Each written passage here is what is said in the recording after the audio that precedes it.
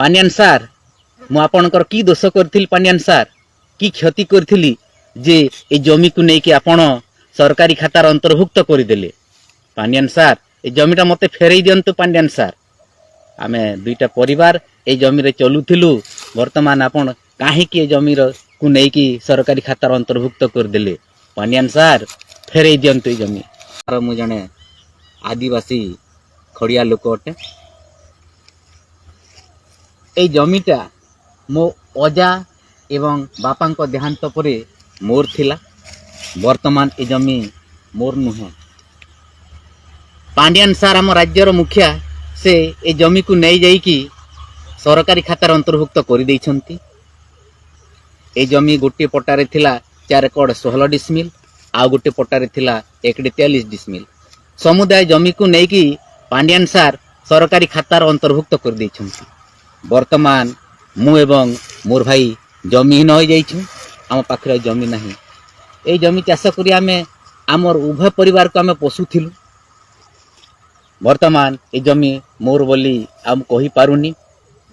पानियान सार मु आपणकर की दोष करथिल। पानियान सार की क्षति करथिली जे ए जमी को नेकी आपण सरकारी खातार अंतर्भुक्त करदेले।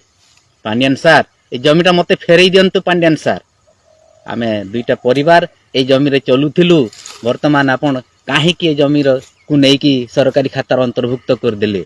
पानियान सार फेरई दियंतु ए जमी। मु राज्यर सबु मीडिया भाई माननकु अनुरोध करुछि जे एई खबरटा एमिति प्रसार कर दियंतु जे हमर ओडिसार सबु आदिवासी भाई भौणी माननक पाखक पहुंचु। आ मु सब आदिवासी भाई भौणी माननकु अनुरोध करुछि जे पांड्यान सार को अनुरोध कर दियंतु समस्ते जे जमीटा पांड्यान सार मते जेमिति फेरई देबे। मु ए जमी बाबद नै कि तहसीलदार को पचारि थिली, सुंदर जाई कि जिलापाल को पचारि थिली, किंतु केही भी यार सठिक उत्तर दे पारले नहीं। शेषरे मु जानिबा को पाइली जे पांड्यान सार ए मोर समुदाय जमी को नै कि से सरकारी खातार अंतर्भुक्त कर दैछंती। ए जमी आ मोर नुहे।